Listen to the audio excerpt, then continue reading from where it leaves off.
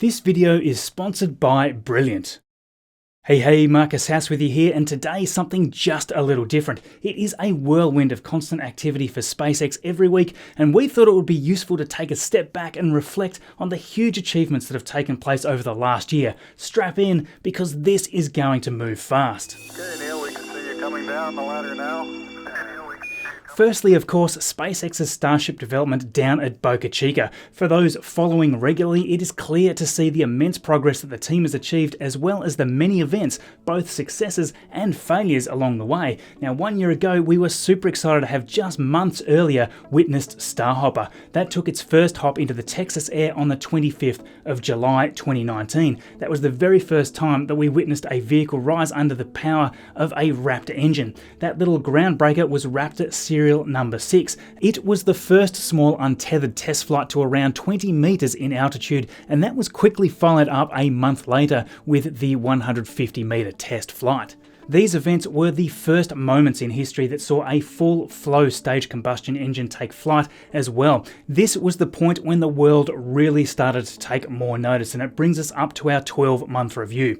By the time Elon Musk's Starship presentation went live, the excitement was huge. On the 28th of September 2019, just a little over 1 year ago, Elon presented the last update on the Starship Super Heavy program from the company's facility in Boca Chica, Texas. The event was held in front of a very enthusiastic and excited crowd. Standing before them, the first fully assembled Starship prototype called Mark 1. This vehicle had been under construction for the previous 6 months. However, for the presentation evening, Mark 1 was merely a mock-up and was never intended to fly in that state. After Elon's inspirational presentation, the vehicle was disassembled and the nose cone with fins was removed, and is now still proudly standing as a static display on site. On October 31st, the tank section of Mark 1 was transported to the pad, and the fins were reattached a few days later. The vehicle undertook several weeks of testing at the pad ahead of its maiden test flight. At this point, the altitude was planned to be 20 kilometers. However, on the 20th of November, we saw the unfortunate loss of Mark 1. On this day, the first cryogenic loading test, which involves filling the liquid methane and liquid oxygen tanks with liquid nitrogen, failed, and during that test, the top bulkhead of the vehicle ruptured and was ejected away from the site, followed by a large cloud of vapors and cryogenic liquid from the tank.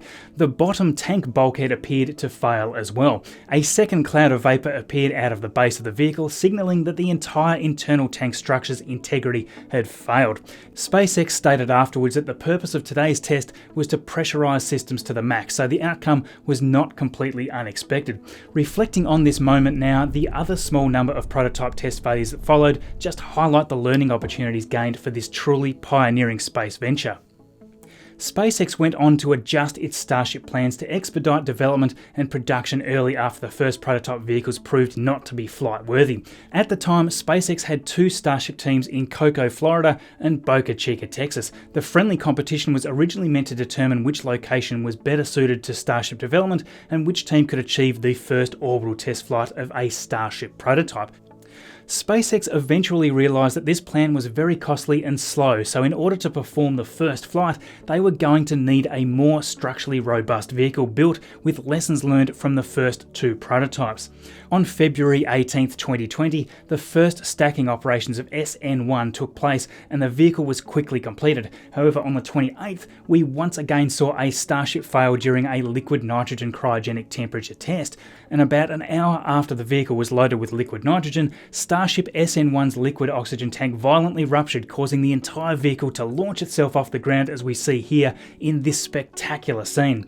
SN1's liquid methane tank then shot off like a house-sized bullet when the rest of the tank section impacted the ground. That flew some 150 to 300 plus meters from the test stand. A very similar failure occurred with the next vehicle, SN3, on April 2nd. The cryogenic temperature test seemed to be going well until the detanking procedure. The frost on the lower liquid oxygen tank disappeared and the slight dents returned to the skin appearance, indicating that the oxygen tank was empty and depressurized. However, the top liquid methane tank was still covered in a thick layer of frost, meaning that this tank was still full of tons of liquid nitrogen. The vehicle's lower tank then collapsed under the weight. Now, Elon Musk later clarified the issue was the result of incorrect commanding, resulting in the loss of pressure, as opposed to any material issue with the Starship build itself. On the 26th of April, Starship SN4 became the first vehicle to pass a cryogenic temperature pressure test before going on to successfully complete wet dress rehearsals and Raptor static fires. All seemed to be ready for the first test flight attempt, a huge milestone achievement for SpaceX. However, after another successful engine static fire on May 29th, the team then decided to test the ground support equipment's quick disconnect system. This simple test turned out to be very destructive. Liquid methane started spewing out of the quick disconnect system, and seconds later the entire vessel erupted into a massive fireball. This event led to the spectacular destruction of the vehicle and the test stand. Now, after the pad was cleared of SN4's remains and the test stand was replaced, SN5 soon arrived on the scene. After a successful cryogenic temperature test and engine static fires, SN5 completed the first 150-meter hop test flight on the 4th of August, less than 1 year after Starhopper's 150-meter hop. SN5 took to the air and landed in one piece. That test flight was the first flight of a full-scale Starship prototype tank section. This paved the way for SpaceX to attempt higher altitude flights with Starship prototypes in the near future, which is of course where we are right now with SN8 waiting to take flight very soon. What an incredible sight this will be. Just a month after SN5's success, on the 3rd of September, SN6 then also took flight. This flight was also to 150 meters, but the entire procedure appeared much smoother. Now, it is more than fair to say that the entire world would not be watching so closely if it was not for the incredible coverage of Mary, aka Boca Chica Gal, and NASA spaceflight. On top of all that, the 24/7 live streams from Lab Padre have captured even more events as they've unfolded. More recently, Mauricio from RGV Aerial Photography has been doing scenic flights overhead, capturing additional detail for all of us from a different perspective. Just as importantly though, it is all of you taking interest in allowing all of us to cover this for you. We certainly couldn't do any of this without all of your support. Every subscribe, like, comment and share helps immensely. Thank you so much for the support of all of these videos. Now over to Crew Dragon, and it was a real pleasure to look back on these past 12 months and see the progress and events leading up to the milestones achieved. There were of course some setbacks which also consumed the original progress timeline, but ultimately for all the right reasons. To explain, it helps here to do a quick recap of events leading up to the ultimate goal, the much anticipated Crew Demo 2 mission with Bob Behnken and Doug Hurley on May 30th this year. After an initial successful static fire of Crew Dragon's Super Draco thrusters in April 2019, it was time to also test the Super Draco abort system under controlled conditions. This was done using the capsule that had just completed the first uncrewed orbital test flight and autonomous docking with the International Space Station just less than a month prior.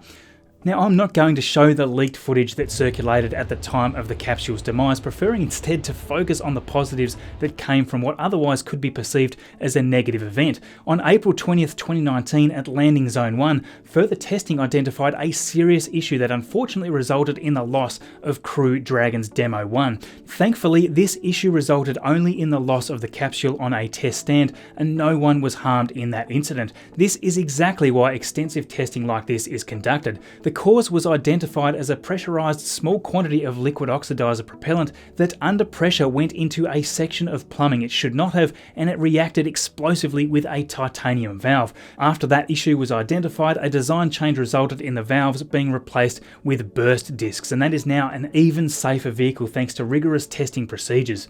Moving forward from this event and with eyes fixed on the end objective, SpaceX pushed onwards, completing a second and ultimately successful test of the Super Draco abort system on the 13th of November. Now edging closer to a crewed flight, it was time for the in-flight abort test to welcome in 2020. January 19th arrived, and now was the time to prove that the Dragon capsule could be rapidly and safely moved away from the Falcon 9 booster in an emergency.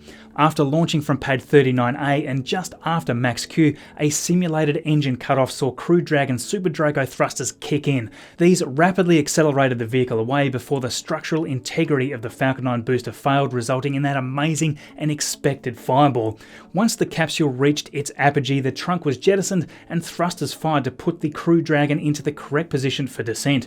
Parachute deployment came shortly after, slowing the capsule down for a nice splashdown just off the coast of Florida. Now, there were numerous iterative design changes and tests to complete for NASA before they were confident with the system's reliability. These parachutes are now claimed to be the safest ever made, which is groundbreaking in itself. Several months passed and this was the moment that everyone was waiting for, the return of launch capability from the United States that had been missing since 2011. The retirement of the shuttle program saw the need to rely on the Soyuz launching from Russia to keep astronauts on the move. Now was the time, and wow, wasn't the build up to this moment intense. May 27th and ready to launch, but the weather had other ideas and the wait for May 30th seemed like an eternity. The launch was a wonderful highlight in what had been a very difficult year for the global community. To see 18 years of work by SpaceX and all of the multi-agency personnel reach this point was amazing. It truly was an inspirational event, and one I find myself revisiting from time to time. Such was the impact for me. Feel free to let me know in the comments below what you think of this awesome moment in history, with Bob and Doug safely in orbit and with a special sequin dinosaur named Tremor along for the ride. Crew Dragon was officially named Endeavour by the crew. The Crew Dragon was taken for a test drive at times on its journey to the International Space Station before turning things over to the automated docking system. This precise and methodical approach saw Endeavour dock just over 2 days after launch. After celebrations on board, it was time to work, with many tasks to perform to assist the crew already living and working on board the space station. Time seemed to fly by so quickly that before we knew it, the time had arrived for Bob and Doug to grab that flag and head for home almost 64 days later. On August 2nd, Bob and Doug safely splashed down in the ocean, and to everyone's surprise, they both attended a media event barely 5 hours after an extended stay in orbit. The crew were glowing in their praise of SpaceX and their vehicle, yet so humble despite their incredible achievements. As they said themselves, they played only a small part in this amazing accomplishment. This was an astounding effort involving thousands of incredibly talented individuals from both the NASA and SpaceX teams, along with all their associated partners. To once again have American launch capability to the International Space Station is wonderful alone, but this also paves the way to greater missions including to the Moon and Mars. Truly incredible days are ahead as we reflect here on the past 12 months for SpaceX, and it's timely to remember a quote here from Elon Musk and his vision for the future. Space exploration is one of those things, and becoming a spacefaring civilization, being out there among the stars, this is one of the things that I know makes me glad to be alive. I think it makes many people glad to be alive. It's one of the best things. And we're faced with a choice. Which future do you want? Do you want the future where we become a spacefaring civilization and are in many worlds and are out there among the stars, or one where we are forever confined to Earth? And I say it is the first. I hope you agree with me. Yeah. The other colossal achievement for SpaceX, of course, is the Starlink project, a high-speed, low-latency broadband satellite constellation that will consist of thousands of mass-produced satellites in low Earth orbit. Right now, with more satellites in orbit than any other company, beta testing is well underway and results are looking very positive indeed. SpaceX will be positioned to seriously challenge internet service providers in a way that they have not experienced before. Now, if we covered this right now, this would be a 40-minute episode, so instead of doing that, we'll be covering that in the next video, so stay tuned for that one. Now, for us here, our regular sponsor Brilliant has given me and the team the ability to more deeply cover much of what we've just summarized during the year. This has been incredibly beneficial, not just for us here creating the content, but for all of you out there that enjoy these videos. In 2020, Brilliant have instrumentally helped to transform the channel from where it was a year ago to where we are here today. If you don't know what Brilliant is, it's a wonderful service that unlocks the ability to see math and science in a new way. The course content and daily challenges helps you not only see many of these fascinating concepts visually, but also to interact with them. All of these courses are crafted by award-winning teachers and professionals that design all of these lessons with active learning in mind. There are no tests and no grades. You just select any topic that piques your interest and jump right in. If you are naturally curious and you want to build up those problem-solving skills, then consider checking out Brilliant. By supporting them, you are supporting us here. So if you would like to give it a try, head to brilliant.org/MarcusHouse. The first 200 people will get 20% off the first year of Brilliant Premium. The link is in the description below.